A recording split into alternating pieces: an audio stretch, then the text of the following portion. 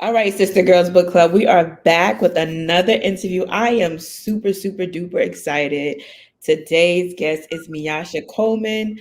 I know some of y'all might have just known her for her films, but she started off as an author. You're a producer. You're multi hyphenated, right? You got all the things going.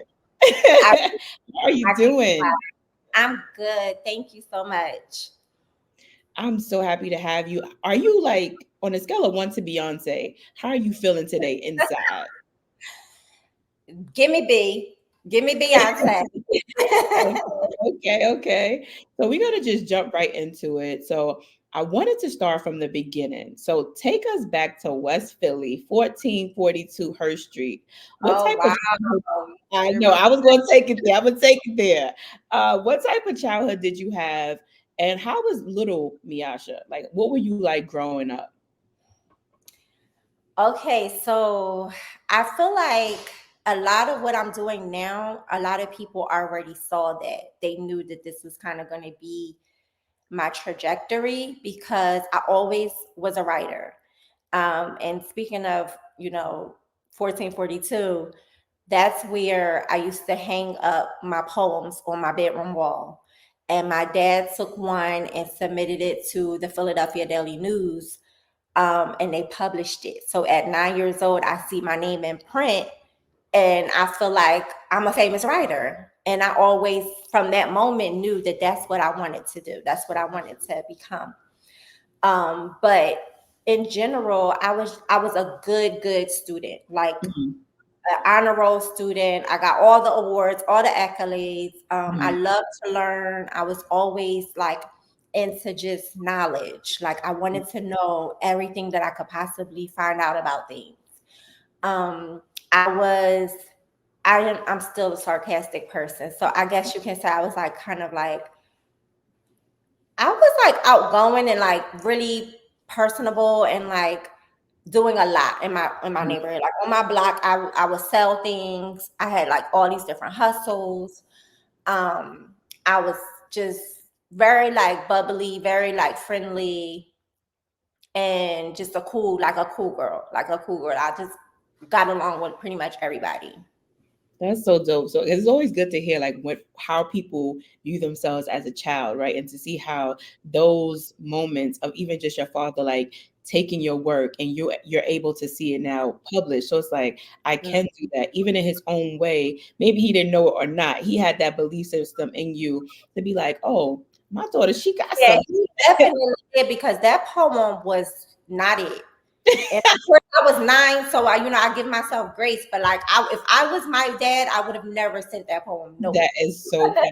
Most people think about their work like that, their early work. They're like they cringe a little. But your dad, he said, "No, my baby got she going to the top, and I'm gonna help her at least spark the idea that you can, you could take it there."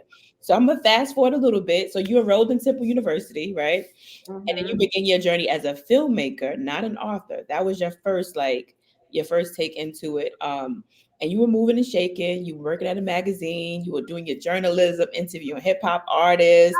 I love this for you, ma'am. You really got it. You did all your Yeah, research. you was doing your thing, and I love that about you because I feel like you, no matter what it was, you had this way to just kind of move and navigate, but still at the core. When I look at your story, I'm like, yo, storytelling was always at her core. Like no matter what you were doing, you were telling a story in some formal way, right?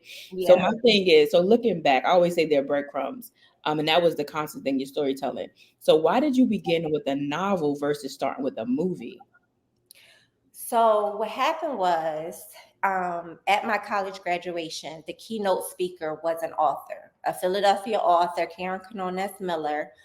And I really felt like she was talking directly to me because I didn't go to that graduation thinking in a million years that it would be an author from my city giving the speech. So I'm listening to what she's saying. She just decided to write a book because her daughter wanted her to write something that if it turned into a movie, I think she said Jada Pinkett could star in. So she just decided to write a book. And then she self-published a book because she didn't get any offers, sold all these copies in a short amount of time. And then the big publishers were coming like knocking on her door to give her a deal. So I'm listening to this story and I'm thinking to myself, you've been trying to be a writer since you was 9 years old. Like this has been your dream. And if this woman can be successful just off of kind of like a whim, then I know you can be successful because this is something you are so passionate about. And I made up my mind at that moment in the audience of my graduation that I'm not going to go look for a dream job. I'm not going to follow that path that I originally had. I'm going to follow my true, true, true dream of becoming an author. And that's when I decided to write Secret Society. I love that because, and it's so funny because it's always like when you become a person who inspires people, or even like you're in the audience, you're not thinking that today is going to be the day that my life is going to change.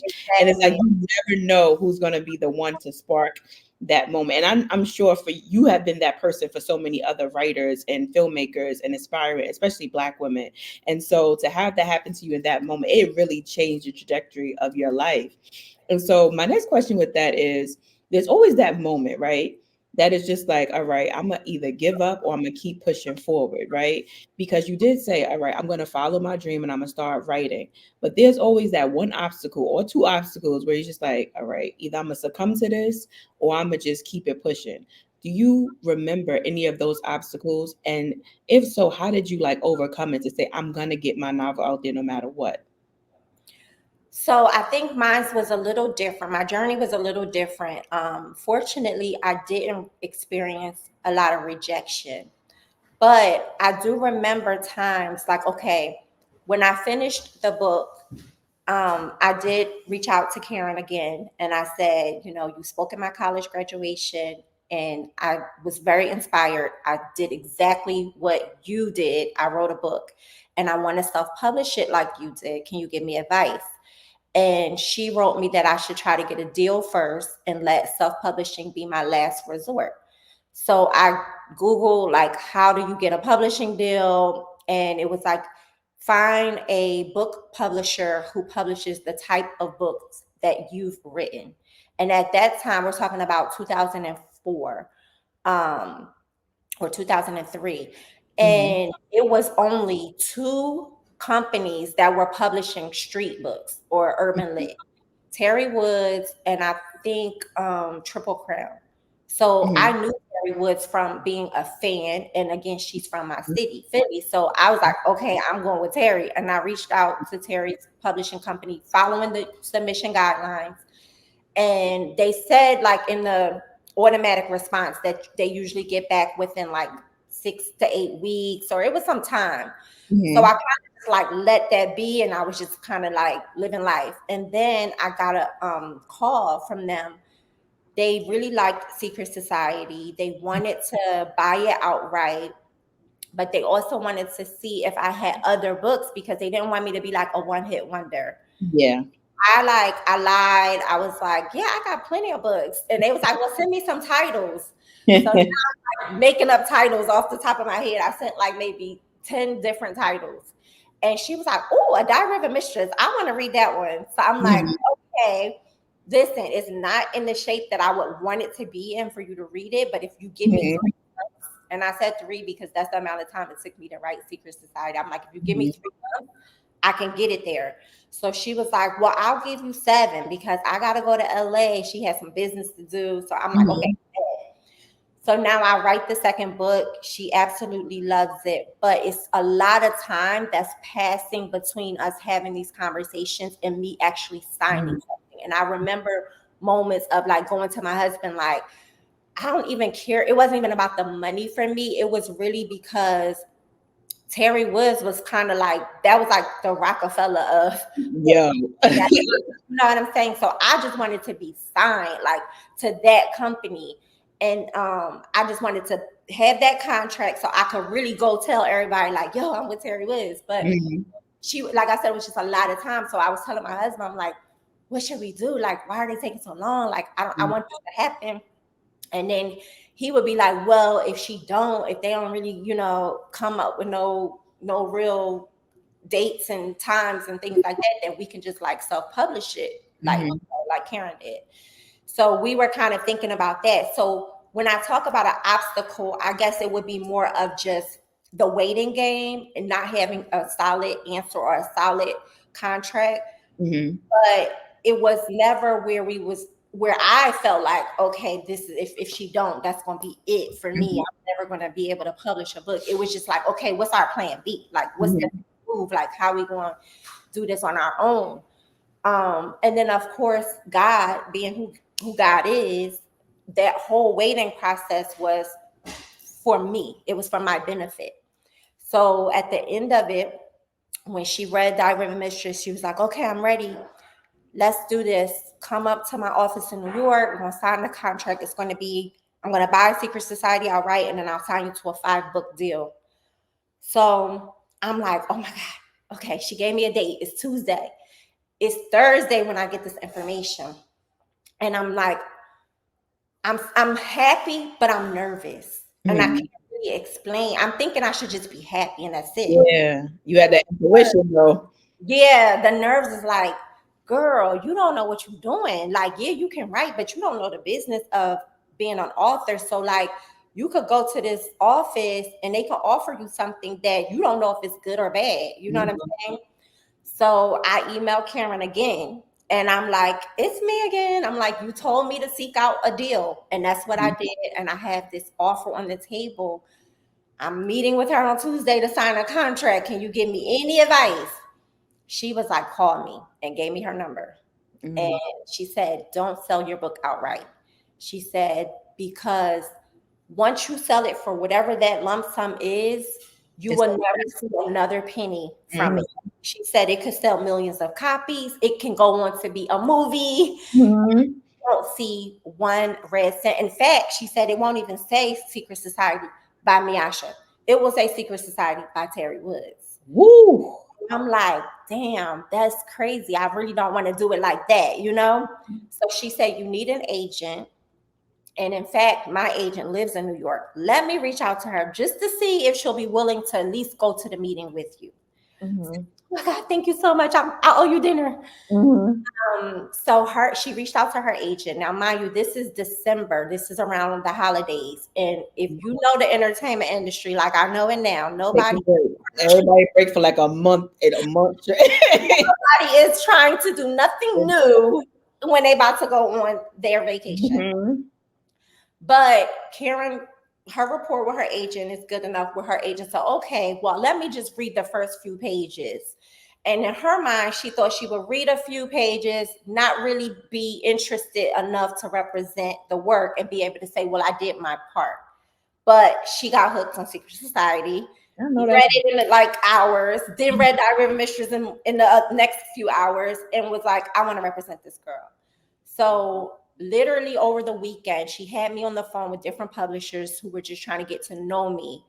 And then by Monday, which is the day before I was supposed to go to New York and sign that contract, I had 3 major publishers all wanting Secret Society.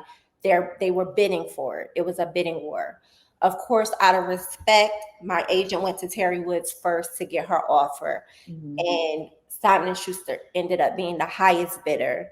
Signed me to a 6-figure 2-book deal, which I now know was best than a 5-book deal. Because what happens is when you lock in a certain amount of books, you're locking them in at the price that you're worth that day. And as Miasha, a nobody who nobody has ever heard of, my value was not going to be the same value it was after Secret Society comes out and makes all of this noise and creates this fan base.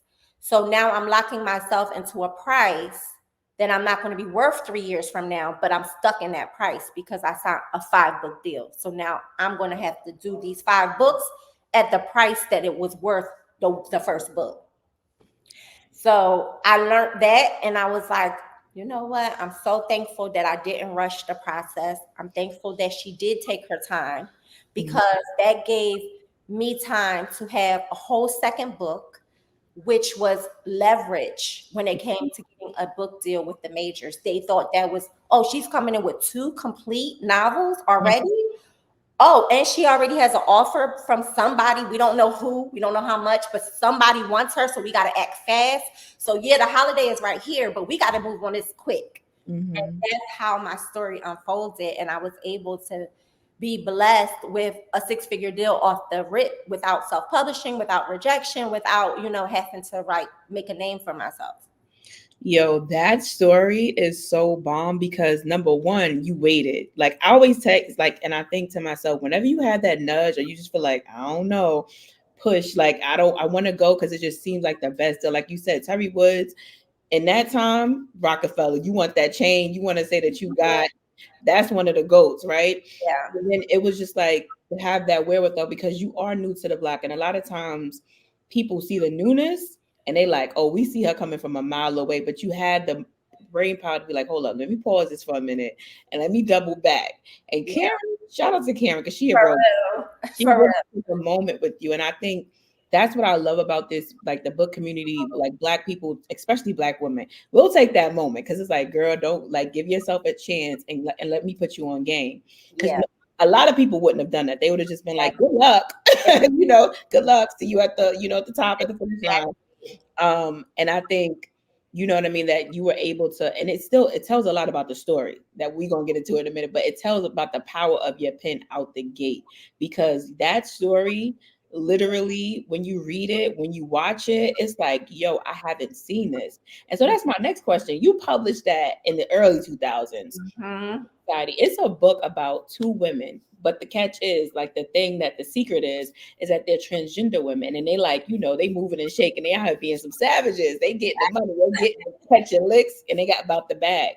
But you released it in a time when black people weren't talking about transgender. We were barely saying gay with, without Exactly. without whispering it and stuff like that. So when you released the book, and it just came out and it was such a big deal, did you think for a minute like, okay, is this gonna like work, or are people gonna be receptive towards it because of the time and how we were, so kind of like it was kind of taboo Yeah, it early was. 2000s to talk about it. People were not sitting here having conversations about transgender and gender and sex fluidity. Like we weren't talking about that. So how did you have like that confidence to say, you know what, I'm gonna start with this story? That's funny because I didn't plan to start with Secret Society. I had wrote a story when I was in ninth grade called Motherly Love. And in my mind, I'm like, okay, I'm gonna start with this. I'm just gonna revamp it, make it fresh, make it modern. And I called it Mommy's Angel. Well, Mhm. no, actually, no, it was still gonna be Motherly Love at that time. But the main character in that story name was Celeste. So as I'm typing that story and trying to like revamp it, I kept getting stuck. I kept hitting a wall. I wasn't inspired to move past where I was. Mhm. So I'm like, okay, maybe I should scratch this and just start from scratch with something totally new. Mhm. So I'm like, okay, I want to write a story about two girls that hustle guys for money because, like, where I come from, that was a thing. Like, Mhm. and it was a lot of times not even really just trying to be cute.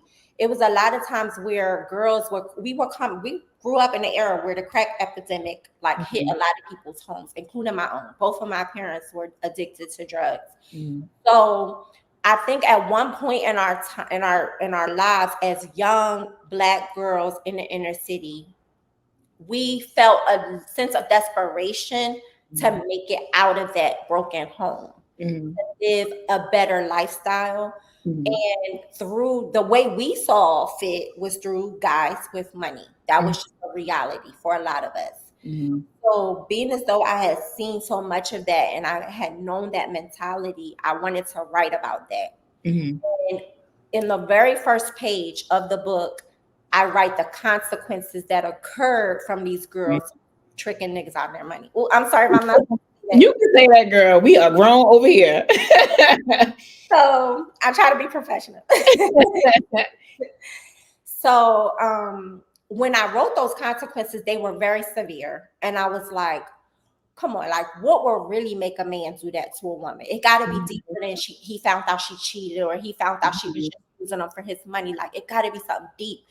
And literally, a light bulb went off in my head at that moment when I asked myself that question. And it said, if he found out she was really born a man. And Mm-hmm. at that time, like you said, it was so taboo that Mm-hmm. when that idea popped in my head, I said, oh, hell yes. Because I know from the community that I was raised in Mm-hmm. and that I was very familiar with, that would be a measure that a man would take Mm-hmm. if that was the scenario. Mm-hmm. So once I realized that that's what I wanted to write about, I also wanted to make sure I did it correctly because I had no clue. Like you said, this was something that no Black person was talking about, let alone did I ever experience a trans person. I've never even had a conversation with a trans person at that point in my life. I don't even think I've ever seen a trans person like in my close proximity. Mm-hmm. So I wanted to be respectful to a community that I had absolutely no knowledge about other than surface level stuff. Yeah. Reached out. I actually went to a neighborhood in Philly that's known for gays, lesbians, the whole community to hang out. Mm-hmm. I had my cousin. I'm like, all right, you gonna go with me? You gonna drive me? We gonna spin the block a few times. I'm gonna just see who I feel comfortable approaching. And she about it. She like, all right, bet. So we do that, and I see this girl who seems very approachable, and I tell her I'm writing a book. She checked our tags, make sure we wasn't police, and then she just started spilling the tea. She was happy to see somebody actually gave a shit Mm-hmm. about her life, her lifestyle, and the things that she has to go through. So then I got her number and we talked more. And as I got questions in the book, I would call her and say, well, how did y'all do this? Or how was you able to get away with this? Or what was this like? And I would be able to get it. And so when I was able to make it so authentic, Mm-hmm. that's what made it hit. I think if it was just the story about those being trans, that would have been one thing. But if it wasn't really authentic to their Mm-hmm. life and what they do and how they do it, Mm-hmm. it probably wouldn't have done as well as it did. But I never thought that it wouldn't, or I didn't think it was risky. I just felt like it was the perfect story to tell because it had never been told before, especially not in the urban community. Mm-mm. It sure wasn't because people were talking about maybe low down. I said low Mhm. down, low men, but they were never talking about transgender women and what a lifestyle in this particular story, how that could like change things when it comes to relationships, when it comes to just in the whole dynamics, friendships, everything. And so the thing that I find very interesting about this story is that it was written in the early 2000s, but you decided to move forward with it recently, more recently in the last, what, 3 years? I would say around 3 years to make a film. So what made you decide to say, you know what, it's go time. Now I'm going to start doing, when I went to Temple, I was going for filmmaking and I became an author. And now I'm going to double back and say, I want to take my book and make it a film. What made you do it at this point? Um, I have to again give it to God's timing because I was in a hurry to do Secret Society, the movie. Mm-hmm. I think part of it is just as an author, a lot of us, we would love to see our books turned into movies. I feel like that's one of the end goals for a lot of authors. Mm-hmm. So that was part of the thing, like, okay, I want to see this book turned into a movie. Mm-hmm. But then the other part was just the fact that the story was so riveting to me. It was like my baby. I really, really loved the story. I really loved the connection between Celeste and Tina. And I just felt like it would be something that people would also love when they see it.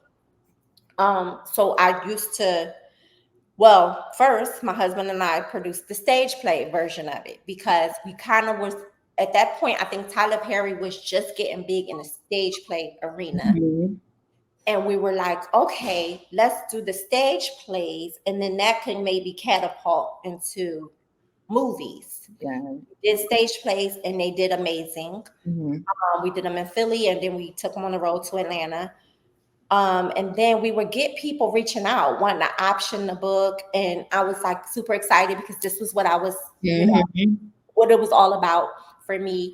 But then I remembered that when optioning, and this is why it's important to always do your research when somebody gives you an offer. Don't Mm-hmm. accept the offer for whatever, if whether the dollar amount just entices you or the opportunity entices you, put that aside for a second and then do some research on it. Find out, what does this mean? What will I be able to do if I sign this, and what will I not be able to do if I sign this, and then weigh it out. So for me, when I realized that the optioning part was someone pays me a sum to take the movie rights of the book, they use that certain time period that's contractually agreed upon, maybe a year and a half, to either shop it to get a deal for it to be a movie, or they shoot it themselves. But at the end of the day, what will happen is they have total creative control. They can make the movie can look like shit, but it's going to still say based on a novel by Miasha. You're attached to the shit. So I'm like, I don't know about that, because I don't want to work this hard on my name and on my reputation and on my quality of work for it to be diminished by somebody who had a couple dollars. You understand? So I said, okay, no, I don't think I should go that route. Then it was the route of, okay, you can creatively do this yourself, but financially, you're going to need a backer. You're going to need somebody to invest. You're going to need a studio or a network to put up the money. So I'm like reaching out to different people that I know who are in the entertainment industry. And I'm like, how can I do this? And it's like, it's a door closing every time I turn. It's a door closing every time I turn. And so at one point I put it on the back burner. My husband and I started a business called Rich Boys. It was basically clothes for little boys. We have 2 sons. So that's where the inspiration came from. And it did well. We were in the Instagram age. We were able to utilize free social media to get marketing across the whole globe. And we ended up having a successful family business for 10 years. So this started in 2013, and then fast forward to 2019. So for those 6 years, I wasn't thinking about movies anymore. It was all the way in the back of my mind for the most part. I was really focused on this business and continuing to grow it. But at the end of 2019, I saw an Instagram post by Jamal Hill saying, I want to make 4 movies next year. I said, shoot your shot. And I commented, we should do one together. Mind you, I knew Jamal Hill from being a director from Philadelphia. He had did one of the movies that my husband and I really enjoyed called Brotherly Love. I knew that it had been in the theaters. I knew that it had big names in it. I knew that he had to have some kind of budget behind it to have that production. So I'm like, if I can work with Jamal Hill, that would be a really good stamp of approval. So I wrote that comment. He replied, what do you have in mind? I sent him Secret Society, the book, and I said, I want to do this as a movie.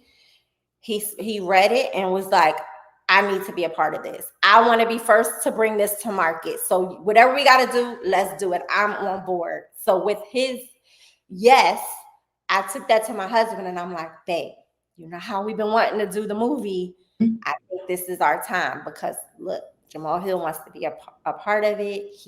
He has a lot of credentials. He knows what he's doing. I felt like he would be a good source of knowledge as well, because we were first-time filmmakers. And so we needed somebody with that experience to kind of guide us along as we did it. We wanted to do it. So my husband gave me his blessing. He said, look, I'm going to be willing to put up the money. You got to lead it. This got to be your thing, and you got to make sure you do everything you're supposed to do to make sure it gets done. And then I'm like, granted, that's a no-brainer for me. And here we are, 3 years after it's been released. Yes. 3 movies. 3 movies. And so, all right, you got the yes, right? And it's go time. And you know you got to do it. Like, so this is not novel writing now. This is screenplay. How was the transition for you to go from saying a novel where I can just write the characters out and I can just go, whereas screenplay and acting, people got to breathe. They got to have dialogue. Like, you know, when you write a novel, that's one, you can just go, and people imagine, and they have to like kind of go back and forth. When you write a screenplay now, you're trying to take the elements from something that already exists and make sure that when the reader who read it, who's a fan of the book, when they see this on film, that they don't be like, you know what, the book was better than the film. Like, you know, that whole, the book was better than the book. How did you make sure that that transition was seamless, where I read the book and I'm like, oh, this is matching, like this is giving the vibes. How did you make sure that that stayed intact?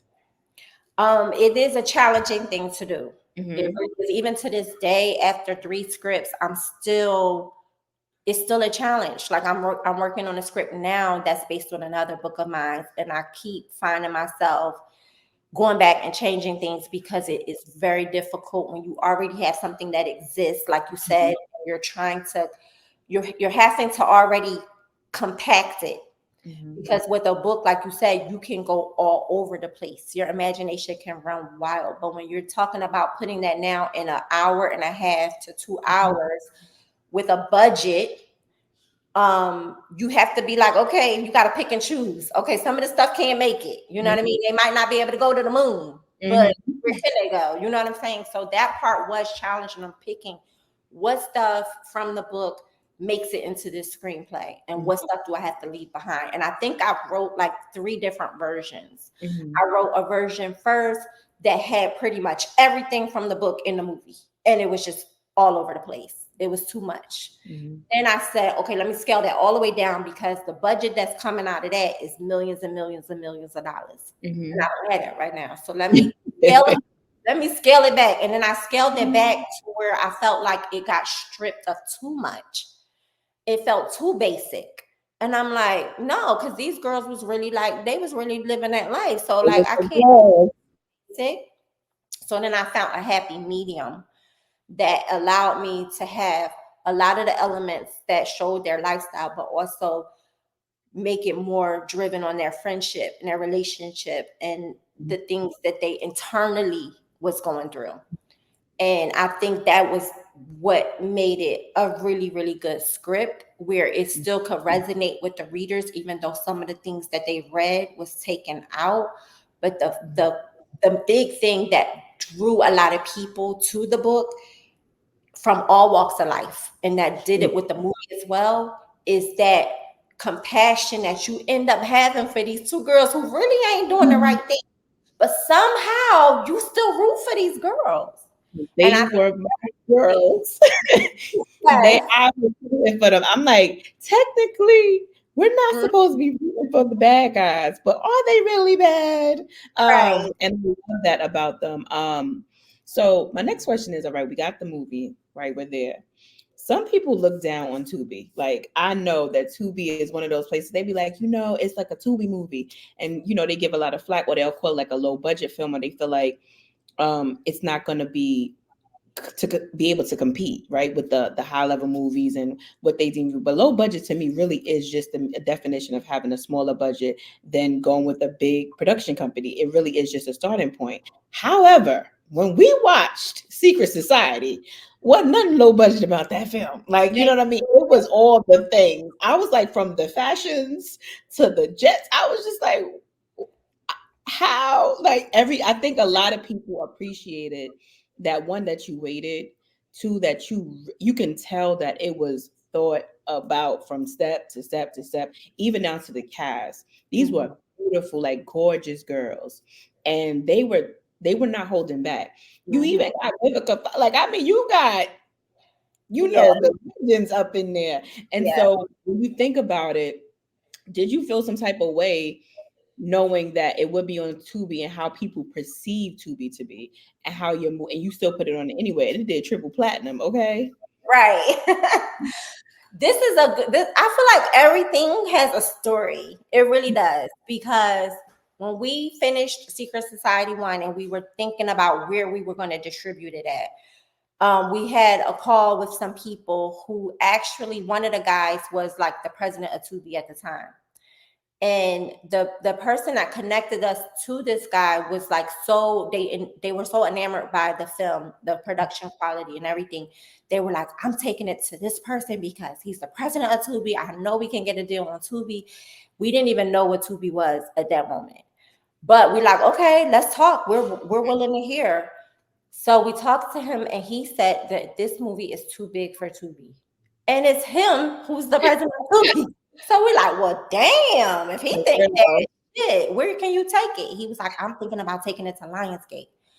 So I'm like, okay, that sounds excellent to me. Mm-hmm. Then my husband and I were like, okay, well, in your experience of like selling movies to places, what do you think Lionsgate will offer us? Because we're just trying to gauge, like, is it even worth? Because it's a lot of back and forth when it comes to like doing deals with those big players. Mm-hmm. Like, you might have to wait a year before you sign something.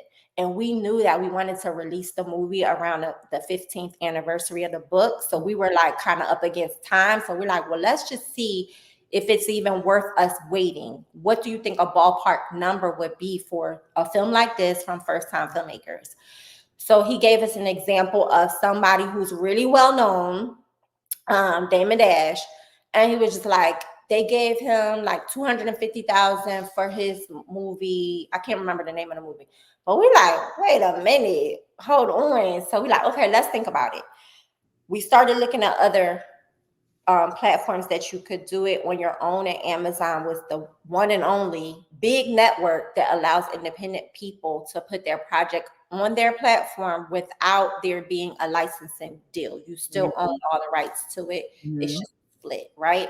So we started doing some general numbers like, okay, if we can get this amount of people to rent it in this amount of time, we could possibly make the 250 in week 1.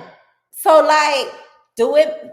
What do we do? So we started playing around with that idea. We prayed on it. We asked God for signs, because of course it's a risk, because if we put it on Amazon and don't nobody rent or buy it, then we're at zero, whereas we could have at least got 250 from Lionsgate. But we prayed on it, we followed the signs, and we did the Amazon route. A year later, a friend of ours who does movies like with her eyes closed, she has her name is Tressa. She's doing like 20 movies a year for different networks, some for herself, just a lot. So she's very, very experienced.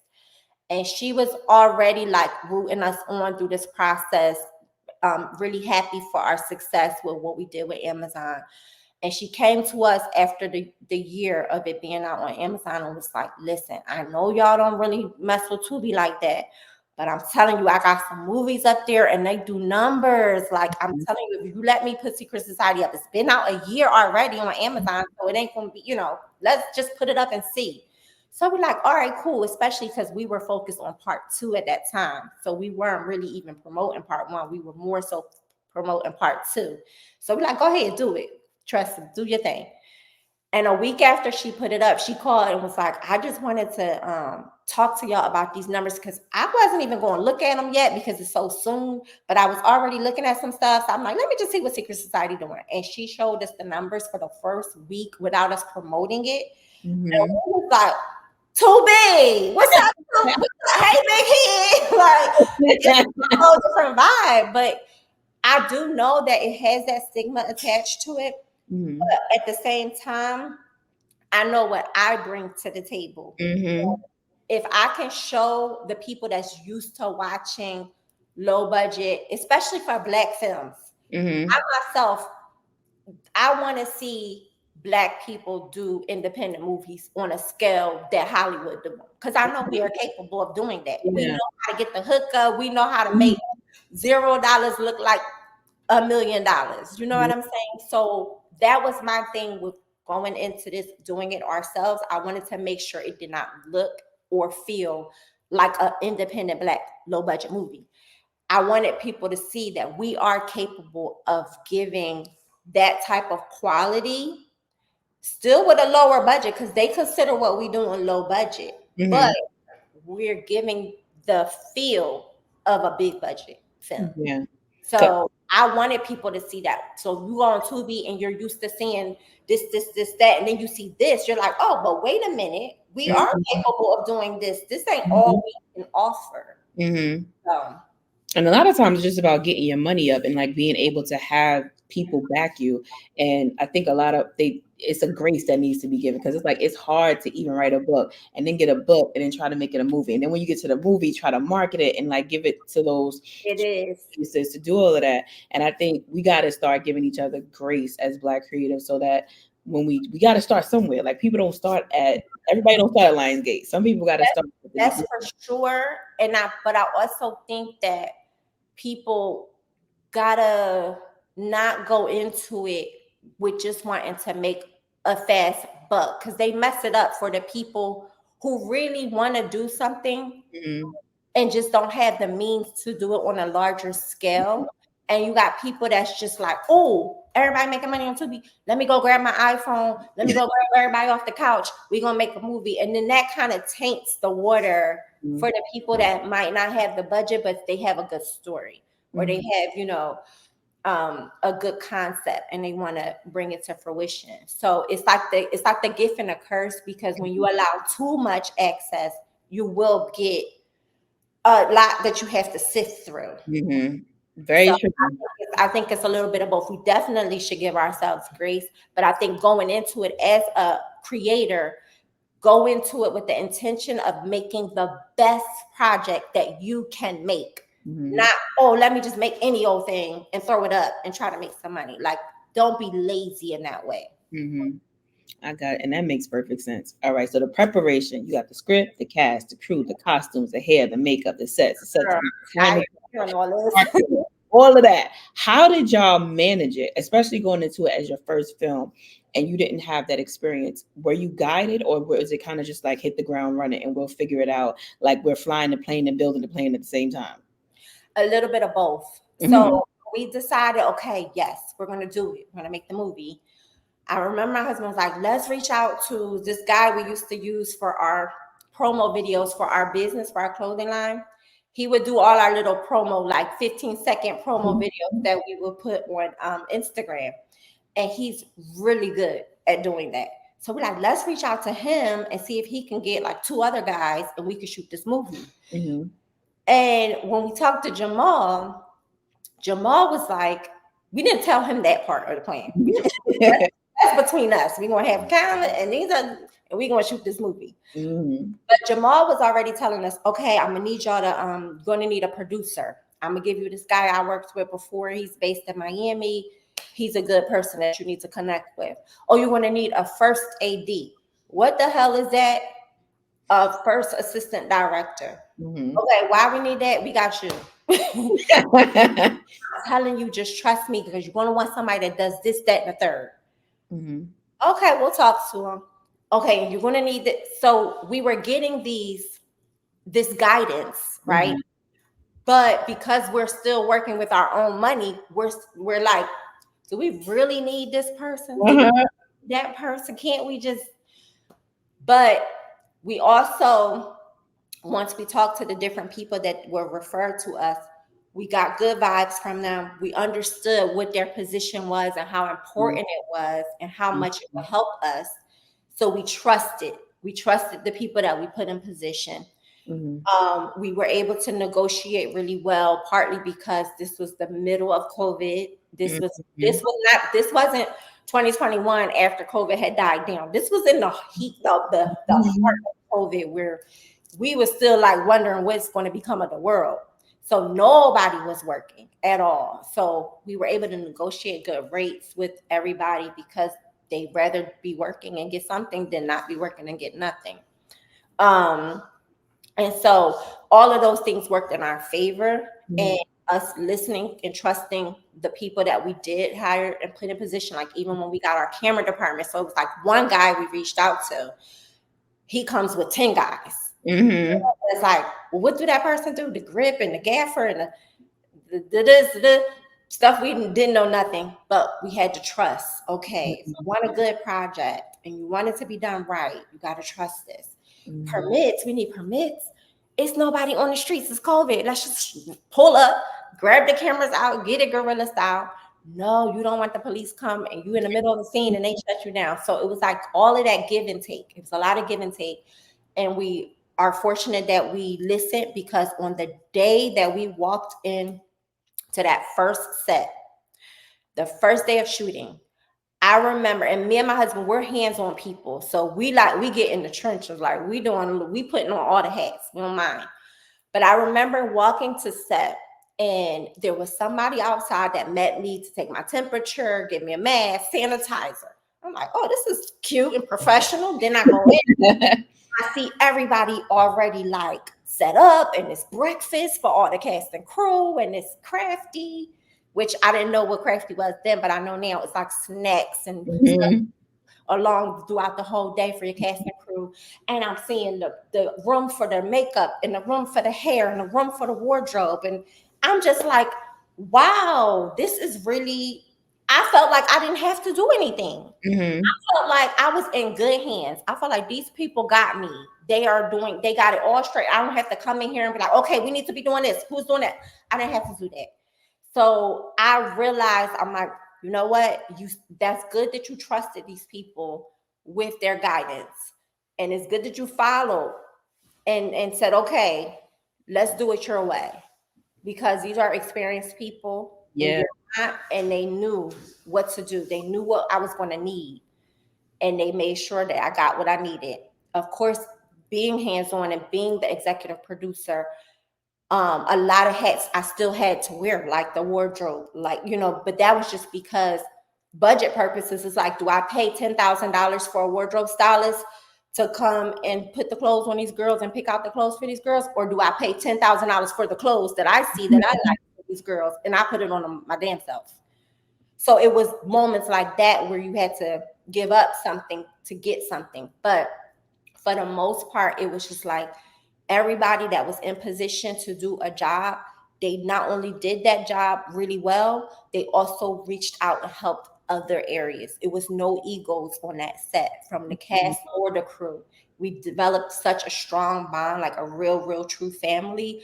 It was unreal. Like, that being my first filmmaking experience, I could not have asked for a better, more magical experience than that.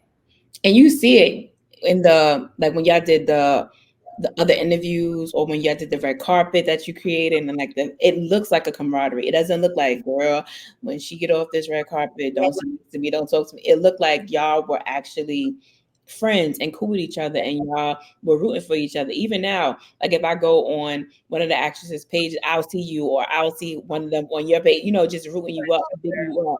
And I love that, because it's so hard to do something like that. So you don't want the added pressures of attitudes and all that other stuff that can taint what you're trying to build. And speaking of trying to taint, how do you make sure that you're not losing sight, because it's so much pressure? Because the thing is, with the first movie was like, all right, we don't know. And then it was like, we got the response, and it's like, oh snap, it did numbers. Yeah. All right, you didn't take 11 more years to make part two. You was on your Tyler Perry. Part two came out when we looked up. We was like, oh, she got part two already. So what made you trying to, like, I know what made you keep going, because you got a good response, but what made you not do the hesitation? Because once you get success, you want to like replicate it. And I'm a movie girl, so it's very hard to do a part two when you got a banging part one. You like, nobody asked for part two if it was gonna be like this. So did you ever think like, all right, I want to make sure it's real good, because I don't want people to, be like, well, why did they do the second part? Yeah.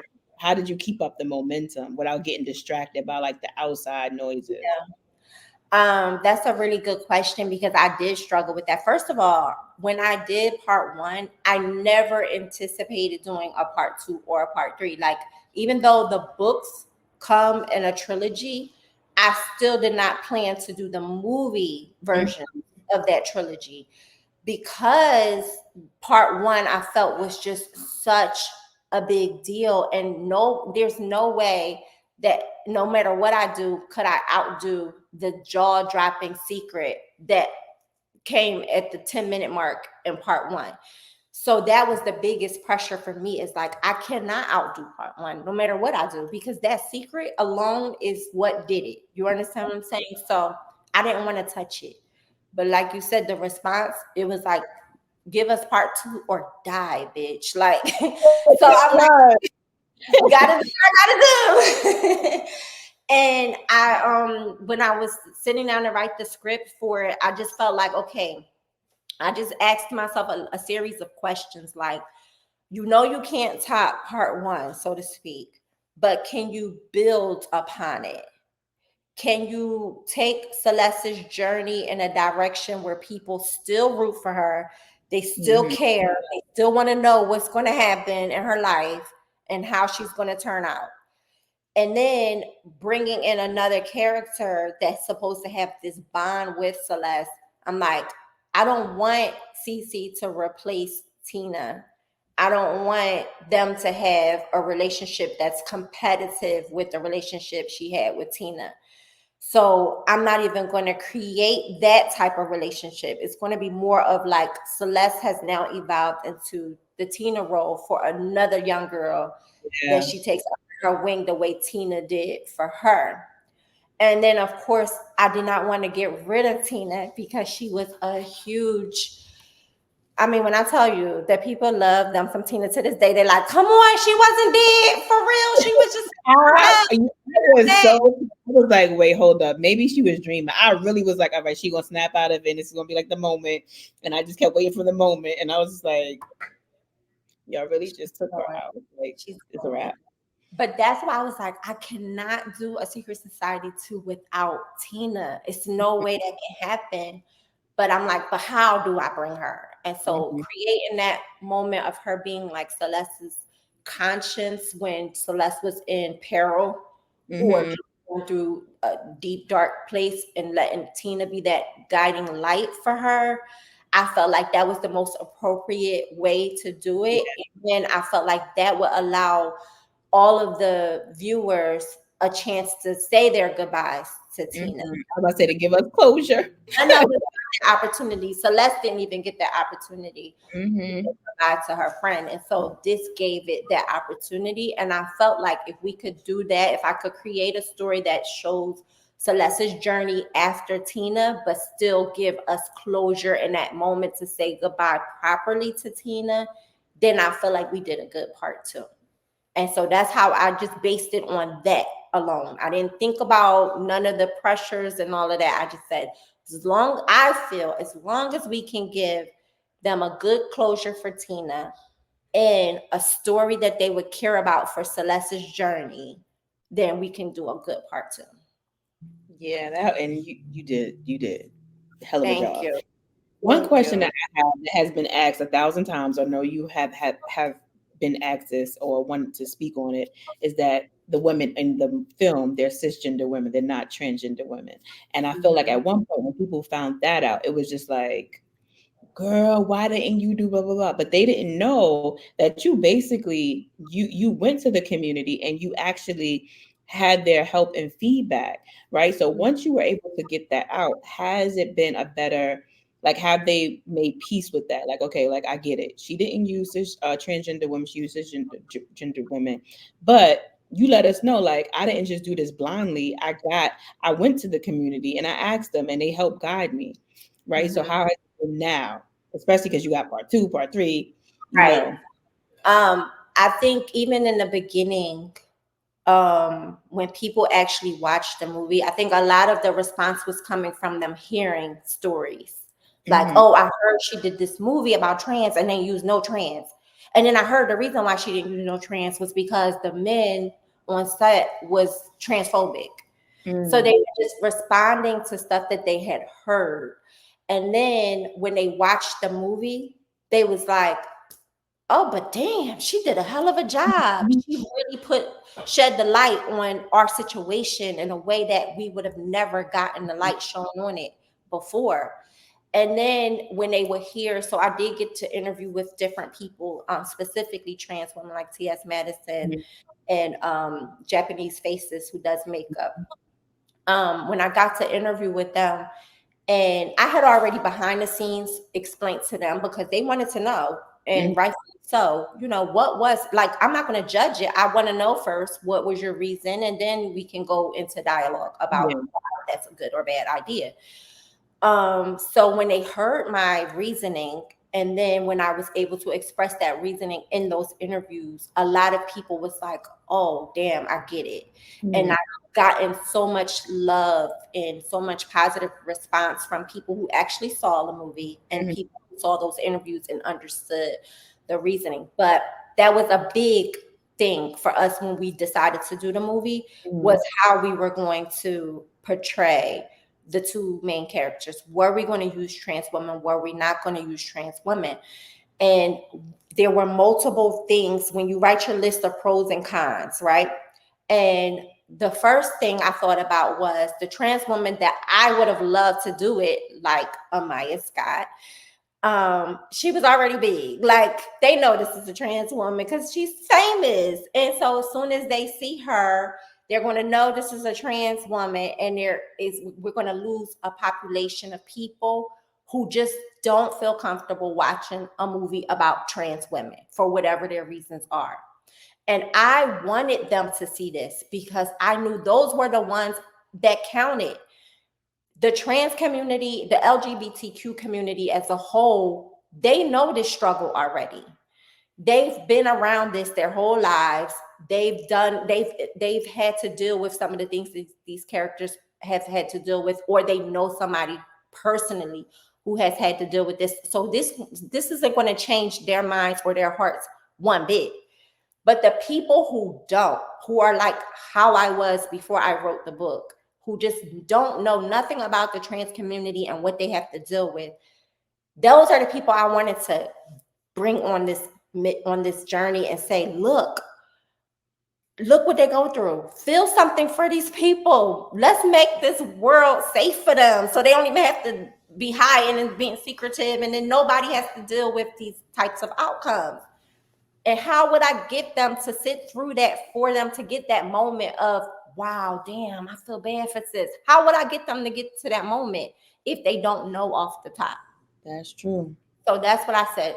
Let's do cast women. I couldn't even put out any kind of advertising that we're looking for trans women, because then that would have gave away. Right. Like so many on the pros list for using cisgender women. And I was willing to take whatever arrows might have come with that because I knew my intentions. I knew I was going into this with the right intentions. I knew what I wanted to get out of it. And I knew who that was going to help and who that was going to benefit.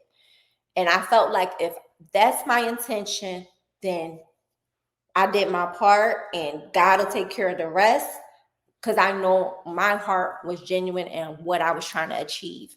And now with everybody who has seen that movie, like I'm telling you, street dudes, like people straight out, like, yo, that was crazy. And they be like, damn, I was like, damn, he killed Shorty. Like, why you do her like that? Like, that to me speaks volumes to the little bit of bridging the gap that I could have participated in for one community and another community. Because the thing is, when you watch the film, it's a lifestyle film, right? And I think one of the things, I'm not trans, so I'm a cisgender heterosexual woman, but one of the things I realized is that when you watch the movie, you humanize these people. These are not a other. It's a person. They're just having this is their story that they're telling. And I thought that was really dope. And I think when people saw past that, you didn't use transgender women, but you told a transgender story, and it was like, you made everybody human. The girls were bomb. Like, you didn't get no raggedy girls. You didn't do the whole point and like, this is why this happened to you. You gave them a story, and you gave it from a beginning, middle, and end. The good, the bad, the ugly, the happy, and the sad. And so I think that's one thing I feel like watching it, I could say, well, if she didn't use transgender women, if these were going to be the representatives, in my opinion, that was a damn good representative. Thank you for putting it on us. Thank you for putting it on us. That's what a lot of trans women did do. They did say, thank you. Thank you for not showing no raggedy. Like, thank you for giving them girls beats, hair. Because for real, when you think about it, like the trans women, they are the ones that go above and beyond to be flawless. And that was another thing. Like, even on set, it was a scene where Celeste had to cry, and she gave a stellar performance, but her lash came down because of the tears. And my director, the guys, they don't know, so they're like, oh, that was phenomenal. That's the take. That's the take. And I'm like, no, that's not the take. Nope. I don't care what we got to do, but we got to shoot this over because she cannot have her lash fall off in the middle of that scene. And they're like, but that's what might have happened in real life if she's crying like that. I'm like, not for these girls. It would not. Because for one, she would have extensions. She would not have a strip lash. Let's come on, let's talk. They don't know that though. Yeah. Me as a woman, I'm thinking to myself, if I'm sitting in the audience and I see her crying like that, and then the lash, I'm gonna be like, why they ain't fix that girl lash? So now I'm not even crying with her no more. I'm not even sad for her no more. I'm taking out the scene. Damn lash, like, why they do this girl like this with this lash? You know, it's gonna become a laughing matter versus a serious emotional thing. So my director was like, he was not feeling that because he like, how are we gonna get her to bring that same emotion again? But I said, if it got to be tomorrow, it'll be tomorrow. Whenever she feel like she can give that to us again, we'll do it. But I'm not having her out there with that lash. We talked to her. She said, no, I can do it again. She did it again, and we got to take with a lash intact. Emotion was still there, and I feel like little things like that matter. It does. And when they were on the plane, like I remember, he's like, they would wear this on the jet. These girls would. Would. Like, yeah, your wife might wear some sweats and the tank top like me. Not those girls. Those are fancy misses. Those is those girls. So that stuff to me, I was very adamant about. I remember another scene, I don't want to be too long with it, but another scene where she had the wrong wig on and I had to be an extra. So I couldn't sit there and like watch the whole scene. My back was turned. But at the very end, I hurried up and turned around. And I noticed that she had on a part in the middle wig. But this scene was supposed to have taken place in the movie right before she woke up in Michael's bed from being drunk the night before. And she had a bang wig. We had already shot that scene with a bang wig. So I'm like, how the hell did she have a part in the middle right here and then woke up in this man's bed with a bang? And he's like, oh, but maybe she changed. Nobody gonna notice. Maybe she changed her wig. They gonna notice that. First of all, matters. No girl carrying a wig around in her pocketbook so she can change it up. Yes, that continuity matters. That would have been the first thing we know. We'd have been like, wait, hold up. That's where y'all would have been like, Tubi movie. So I was like, no, we got to shoot the scene again. I'm sorry, but we got to do it again. And those things are like those details. I'm so happy that you were adamant because those are the things that do take people out of scene. Like when you're watching, you be like, hold up, because now the movie's still playing. Things are still happening, but we're still stuck on the wig, we're stuck on the eyelash, we're stuck on because we get petty a lot. We moved on, and my thing is scenes is happening, and we're still thinking about one thing, and we're missing things. And so you knew, like off the gate, like these details are going to matter, but it's also going to take away from people's attention span to the movie that's playing. Right. So I think you were right. You were spot on. You was on your Blue Ivy. It's like, no. And I want to say this to women watching and listening because it can come off as just doing the most. You know what I'm saying? Especially if you're in an environment where it's a lot of men that are in higher positions and it's a lot of pressure for you to kind of like fall in line in a way, but you want to say something, but you kind of feel like, should I? Because I don't want to come off as this person, or I don't want to be the one that make this call and then it don't go right or whatever. Follow your instincts and your intuition. Women's intuition is, y'all know, it's key. It's clutch. It ain't like you wrong. It's top tier. It's there for a reason. So follow your instinct, follow your intuition, and when you feel like you need to speak up about something and put your foot down about something, that's well within your rights. And one of the things I do want to compliment you on too, it wasn't just the movie, it was the rollout. Like you had like a red carpet. They was in the jet. I was like, wait, hold up. And then you had it in Atlanta, I believe, right? Yeah, so I think you're talking about the most recent one. Yeah, the most recent one. You had a whole full out red carpet, and you gave people the experience of even attending something like that. Because unless you're in the industry and unless you are or friends with somebody in those spaces, you're not going to see that. You're going to see it on social media. but you were able to give viewers and like fans of the of the movie and the series and of you and your work a chance to have that experience. And I was just like, that's so dope. What made you want to go all out with that part? Because it's like, girl, we done spent all the money on the movie. Y'all better go and enjoy this in your house. What made you say, you know what, if I'm gonna take it there, I'm gonna take it all the way there? And I appreciate people who do that, girl, by the way.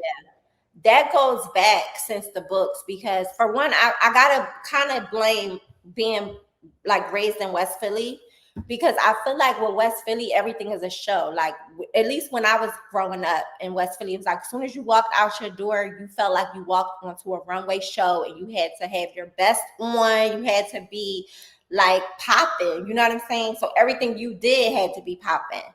And when we first, when I got the book deal and my book was being released, I remember like, okay, this is a big deal. Like, we got to have a big release party. I want everybody in the city there. I want a red carpet. I want to be on the radio. I want to do this. I want to do that.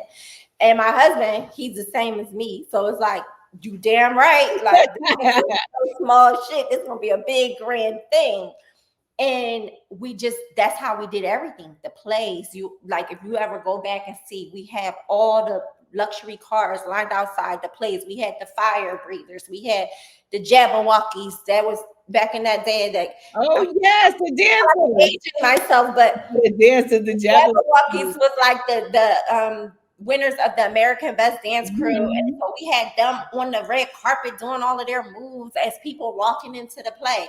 And our thing, and I always like commend my husband, because he will always say, if you spend money with me, I want you to feel like you got more than what you spent. Yeah. I want you to feel like you got a bigger experience than what you expected. And again, that goes back to like your intention, you know, and it's never been about, oh, let's make the most money we can ever make. It was about, let's give the best thing that we can give. Mm-hmm. And then what happens, happens. But at Mm-hmm. least we know we went into this thinking we're going to give the people the best thing we can give the people. And that's how it is with the experiences too. I love that. Let me tell you something. If you do another one, you call me, girl, because I will make my way Yes. from Brooklyn to Atlanta. Okay. Oh, that's right. But and I want to wrap this up. But one of the things that I love, it was one thing that you kept saying. You kept talking about your husband, and so a lot of people maybe they know or not know, but y'all work together. Mhm. So some people might see it as a like, girl, you got to work with your husband and come home to your husband, and but as you told your story from the beginning of the interview until now, he's always been very encouraging. He's always been like, go, we gonna go get him. And so how has that been like to help throughout your career, especially when you have to make those tough decisions, to know that you have somebody who's right there in the trenches with you? And also, how do you balance that? Because it's like, all right, he's my husband, and then at one point he gonna do that muscle like, girl, you be like, hold up now, all right. That is such a funny thing, because I've been with this man since I was 14 years old. Wow. And Yeah, he on your Boy Meets World, we Corey were Topanga. what you say? I said, y'all on y'all Boy Meets World, Corey and Topanga. Oh, yes, that is really what it's given. And so by the time I did books, I was like 22. We had got married like the year before that. So I felt like he was by my side damn near every day for all of those years that nobody knew who I was, Mhm. right? So when it came time to do the books and we're promoting, and he's right there by my side with t-shirts with my books on them and my name and my face, and Mhm. passing out flyers and like being my right hand man, it felt very normal and organic for me. And at one point I had to step back and say, wait a minute, girl, you blessed, because a lot of people would come to me that were authors and they would be like, you are so lucky to have your husband so supportive, like the way he is, and be doing this and doing that. And then I'm like, for a minute, I'm like, that's what you're supposed to do. Mhm. At least I know that's been our whole lives since we were together. Like, we always was like this with each other. But then I realized, no, this is something unique. It's not necessarily the norm. This is more of the exception. And so I had to say, not to take it for granted, and to be thankful for that relationship. And then as it grew with us doing the business, the now to the movies, we have such a groove at this point because we have been doing it for so long and supporting each other in that way for so long, that I feel like we have gotten over a lot of those humps, because there are humps with sometimes wanting it to be about work. For me, like, I'm more of a workaholic and he's more of the play person. Mm-hmm. So if I'm in work mode and he's in play mode, then we can clash. But I think the balance part is being able to step outside of yourself. And this is for any relationship that you want to be a viable, lasting relationship, is being able to step outside of your shoes and step into that person's shoes for that moment, just to see what their perspective really is, and not be so selfish as to only thinking about what your perspective is or what your thoughts are or what your needs are, but seeing what is it that this person really wants. And is it that bad that he wants an hour of dinner with me, his wife, who he adores, and he Yeah. wants from me and look into my eyes and eat good food? What am I bitching about? Right. The computer and take your ass to dinner. You start to understand those different things as you grow and you mature and you, like I said, learn to put yourself in their shoes and think about really what are they really asking for. And the same for him. Like, it's times where he has to be like, what is it that she really wants to do? Like, why is she going so hard? And then he thinks about the overwhelming amount of success, or the people demanding, or the times where it's like crunch time and he's like, damn, how we get so late? And I'm like, because I told you we supposed to have started. So Mm-hmm. it's like you start to think about those reasons and you're like, okay, I can see why she need an extra hour. I'll give her that hour and then we'll do the dinner. And at least I know when we're at dinner, her mind is all the way on dinner. It's not on what shit she left behind. So it's like it goes both ways in that way. I love that because I feel like partnership is so good. And like when we see y'all, of course, we seeing y'all on Instagram and social media, it just look like it meshes so well. And that makes great work. Yeah. So the next thing is, I'm gonna wrap this up. But when I see your social media, I'm like, oh, she's the black Barbie doll, right? And I know that people look at that and they're like, oh, I want that. Because Mm-hmm. they think it's just the clothes, the cars, the money, and it is, but it's also a lot of hard work. So when people come up to you and they're like, "Oh, I want to be, like you. I want to do this and I want to do that," they don't see when you sitting there when it's just you and your husband or just you up late at night and doing all of that. So have you noticed, in your opinion, like what is there a missing link, or do you feel like people need to be more patient, or they need to work harder or wait longer? What is it? Because a lot of times people are feeling like, yo, I've been at this for so long. I've been writing these books. I've been writing these scripts. It is not happening for me the way it's happened for you or for other people that they admire. Like, what would be your advice to them? Because they're trying to get there, but it's like, dang, I can't. It's something missing. Yeah, I think it's definitely the patience aspect. And I know that's probably super hard to achieve these days when everything looks like it's instant, everything looks like overnight. Mm-hmm. But it's because we're not ready for a lot of the things that we say we want when we want them. And even me, I'm not where I feel like I'm going to be. I feel like there's a lot more that I'm going to achieve in life, a lot of other things that, I dream about that I want to, realize in life. But I make sure I'm conscious about not rushing that process, because I am proof of being patient and how that turns in my favor over and over again. God has shown me that with time and time again. He has showed me, like, just wait, I got you. Mm-hmm. I always have to go back to that space in my mind when I'm like feeling like I need to be doing more or something needs to be happening faster. I have to say, wait a minute now, bitch. You know he got you. So just Yeah. your part, do what you gotta do. Mm-hmm. But if it's not happening the way that you think it's supposed to happen, don't mean it's not going to happen.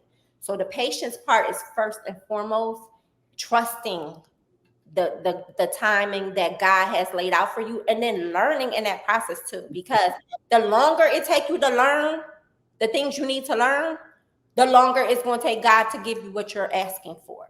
So a lot of people will like be going, years and not really doing anything different in their life and wondering why the stuff ain't happening the way they want it to happen because you haven't learned nothing yet. So for me, I try to learn like whenever there's a mistake that I make, the wrong judgment call, or I feel regret about something like, oh, I should have did this or I should have went there. Then try to make sure I'm conscious about not repeating that same mistake. Or if it's like, even with finances, we come from very, very humble beginnings. So we don't have nobody that's telling us how to manage our money or what to do, when to do it. So we're like going along, and then of course we're flashy. So we want to, we want to go to the jewelry store. We want to go to, we want to do the thing. And then you learn what's of value and what's not, and how to make things that look like they're not valuable, how to make them valuable, and then you start to apply what you learn, and then you get blessed with even bigger opportunities because God, okay, you have evolved from just wanting to spend your money on jewelry and cars for the look and the flash and the cute, but you decided, oh, I can do a car, but I can also rent that car out, make money, or I can do this, but I can also make sure that it's insured, so it's worth something down the long run or whatever.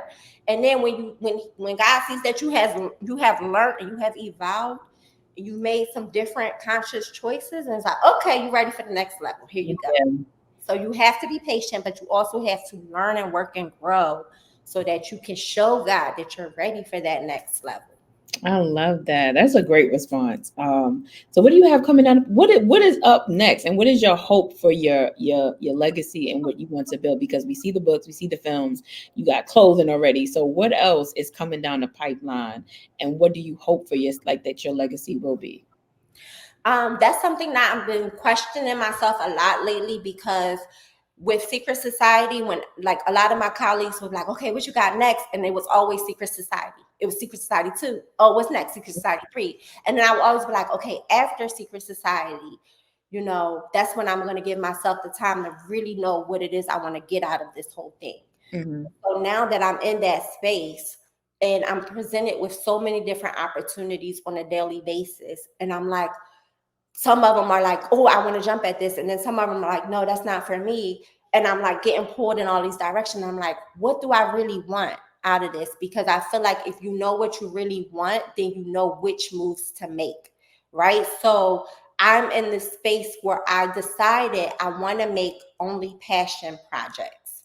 I want to make movies and TV projects that speak to people in a way that you feel some kind of emotional connection. You feel all of those different things when you watch it. Like you might feel the sadness when it's time to feel the sadness. You're gonna feel that you're gonna be laughing and being happy when it's time to be laughing and being happy. And then when it's done, you're gonna be like, damn, I want more. Like that was good. Like I want that feeling. I have the opportunity to do like so many different things.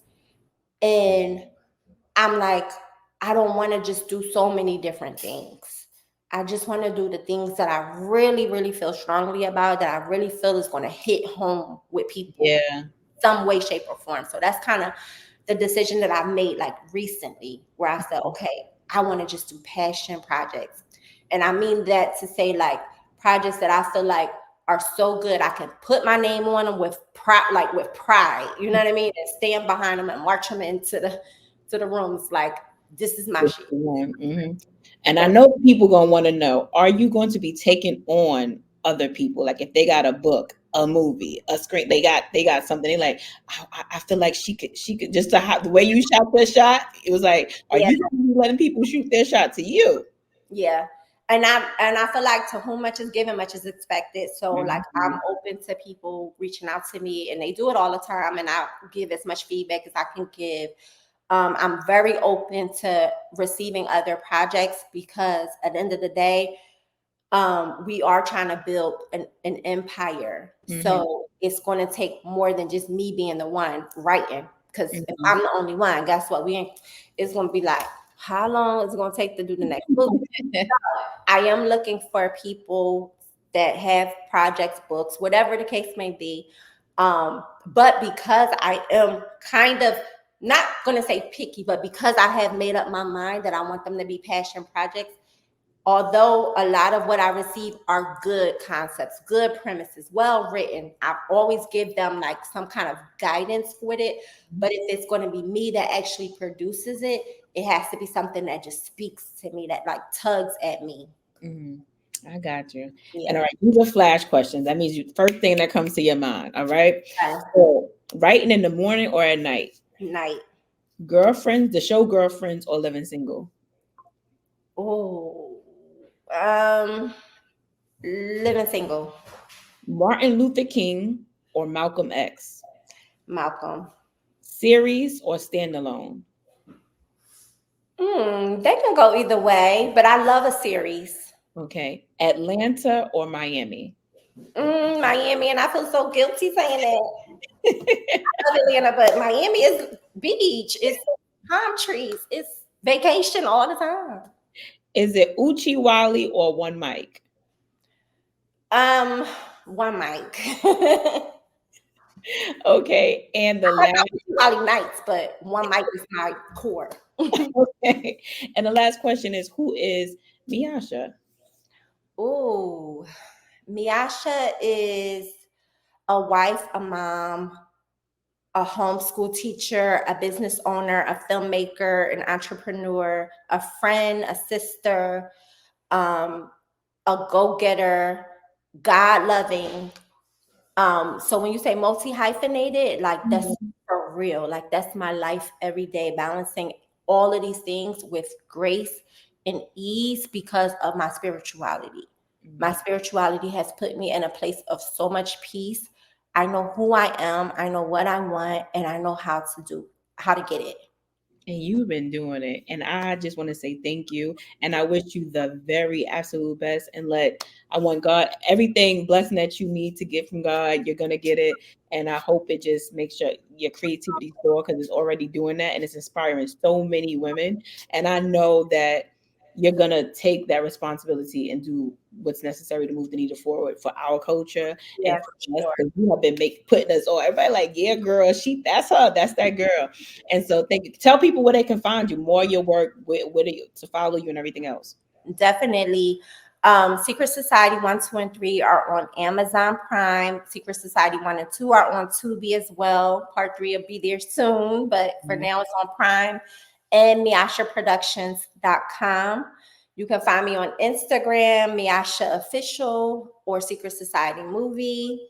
And yeah, look out because I got more coming. All right. Thank you so much, Miasha. This was great. I love this interview.